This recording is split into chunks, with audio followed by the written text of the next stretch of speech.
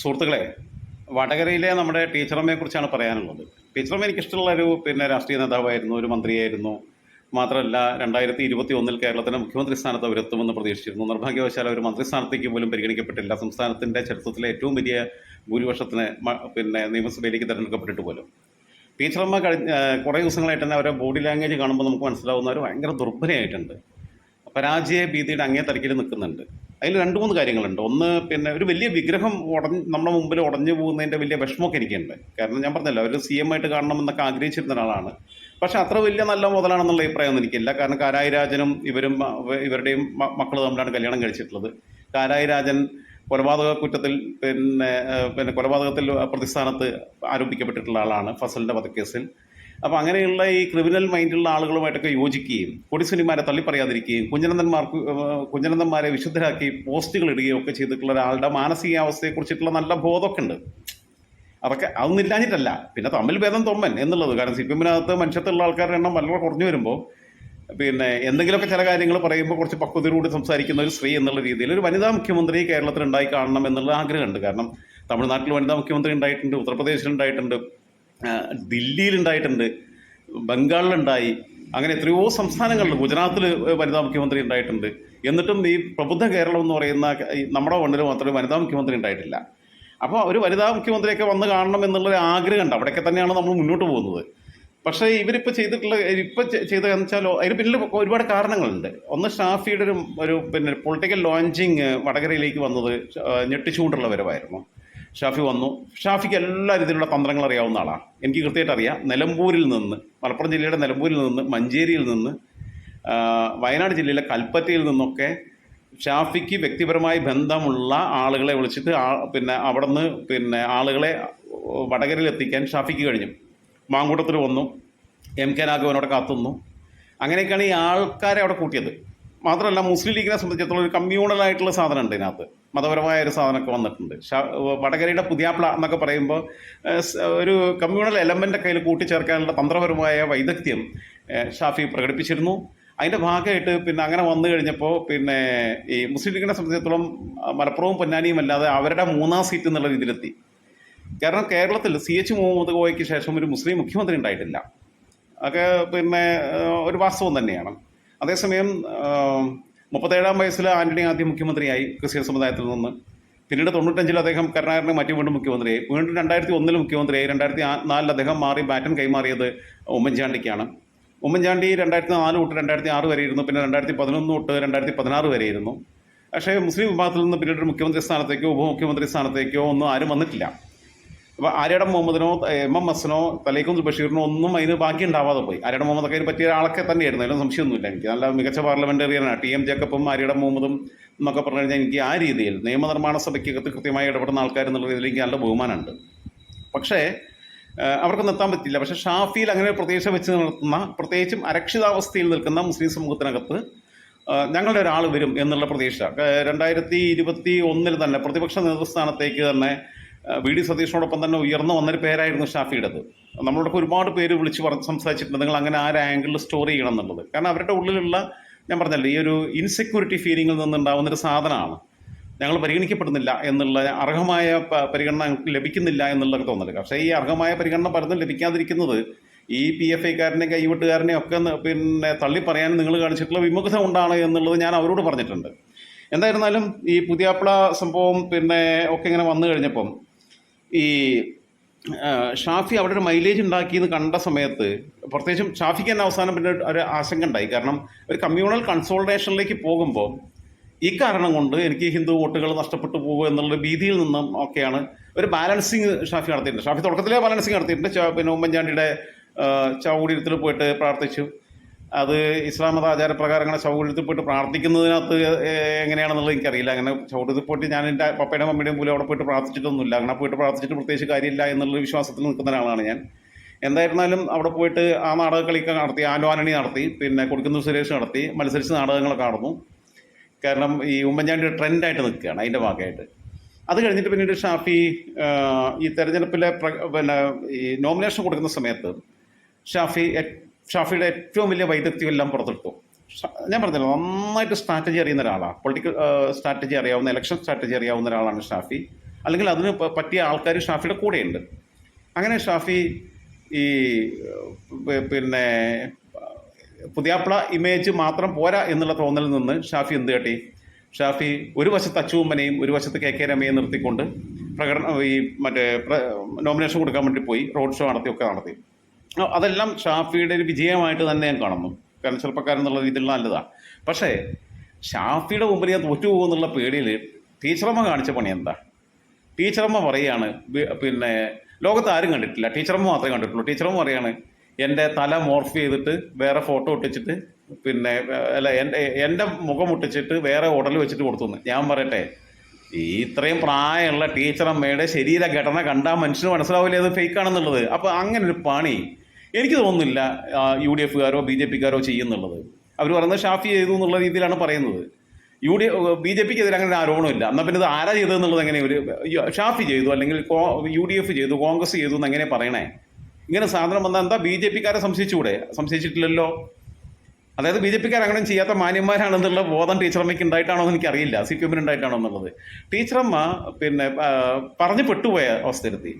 ഞാൻ ഇത്രയും ചോദിക്കുന്നുള്ളൂ, വളരെ ഒരു പിന്നെ സെൻസ് വെച്ചിട്ട് നമുക്ക് ആലോചിച്ച് കഴിഞ്ഞാൽ മനസ്സിലാവും. ഇപ്പോൾ ഈ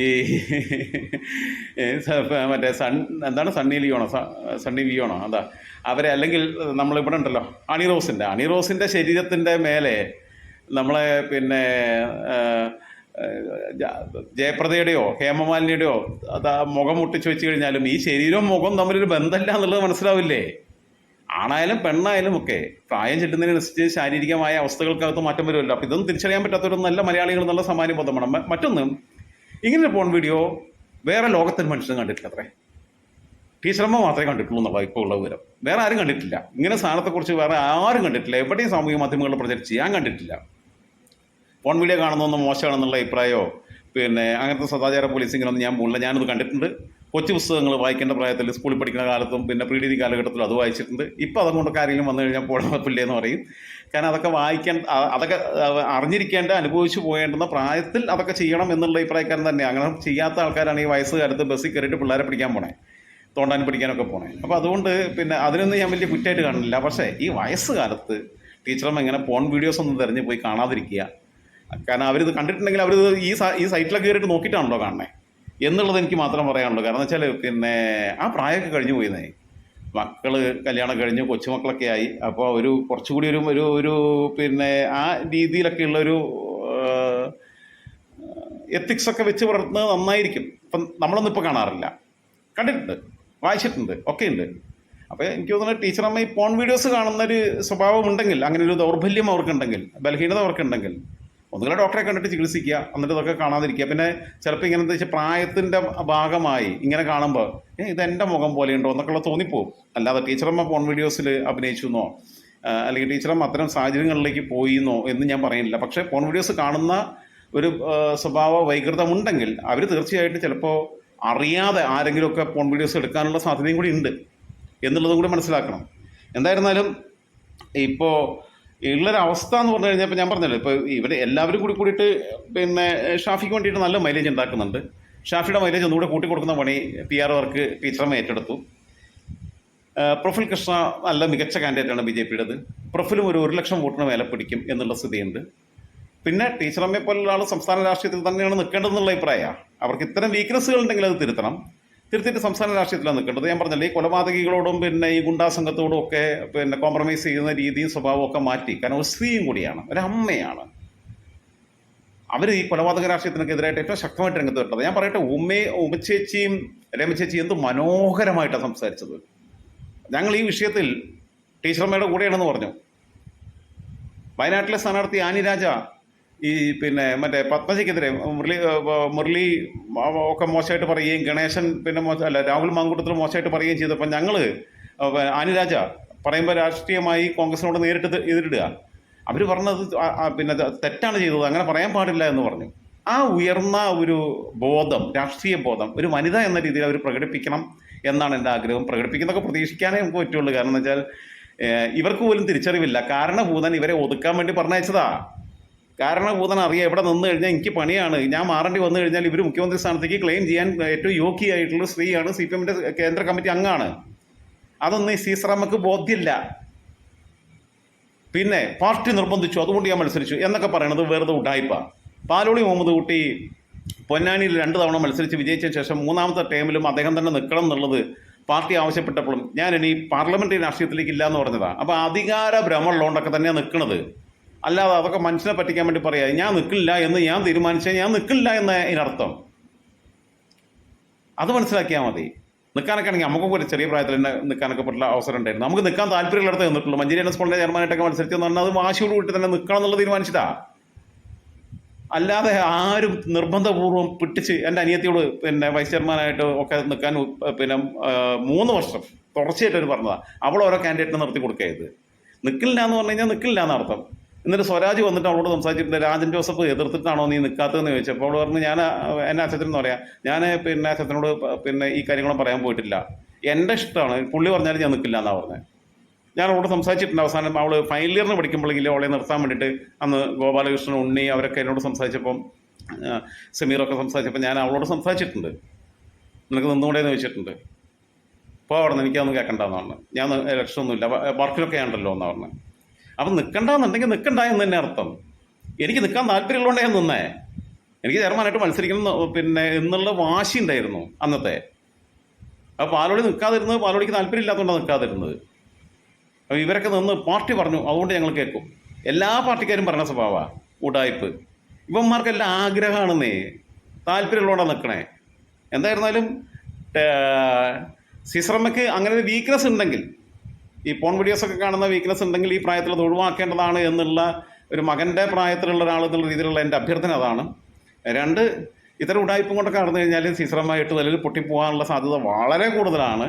കാരണം ഇത് ഇവരല്ലാതെ വേറെ ആരും കണ്ടിട്ടില്ല, നാട്ടിലാരും കണ്ടിട്ടില്ല. അപ്പം നമുക്ക് അങ്ങനെ സാധനം പ്രചരിക്കുകയാണെങ്കിൽ ഇതേ പരിപാടി തന്നെയായിരുന്നു തൃക്കാക്കര ഉപതെരഞ്ഞെടുപ്പിന് നടത്തിയത്. എന്നിട്ട് കേസ് എവിടെത്തിയെന്തോ എന്നൊന്നും അറിയില്ല. ജോസഫിനും പരാതിയില്ല, മറ്റവർക്കും പരാതിയില്ല, പാർട്ടിക്കും പരാതിയില്ല, ഒന്നുമില്ല. ഇത്തരം തട്ടിപ്പുകളിലൂടെ ഇരവാദം ഉന്നയിക്കാൻ വേണ്ടി ഇപ്പം ഞങ്ങളൊക്കെ നാട്ടിൻപുറത്ത് രാഷ്ട്രീയം നടത്തിയിരുന്ന കാലത്ത് ഞങ്ങൾ നമ്മൾ തന്നെ നമ്മുടെ സ്ഥാനാർത്ഥിയുടെ പോസ്റ്റർ കീറും. എന്നിട്ട് കോൺഗ്രസ്സുകാർ കീറി, ലീഗുകാർ കീറി എന്ന് പറഞ്ഞിട്ട് പിറ്റേന്ന് ആകെ പ്രശ്നം ഉണ്ടാക്കും. എന്നിട്ട് അവരുടെ എല്ലാ ബോർഡും എടുത്ത് തല്ലിപ്പൊളിച്ച് കളയും. കാരണം പ്രതിഷേധമാണല്ലോ. അർദ്ധരാത്രി നമ്മളെ ആൾക്കാരെ കൊണ്ട് തന്നെ നമ്മളിത് പൊളിപ്പിക്കും. കാരണം ഒരു വാർഡിൽ പരാജയത്തിലേക്ക് പോകുന്നു എന്ന് തോന്നുന്ന സമയത്ത്.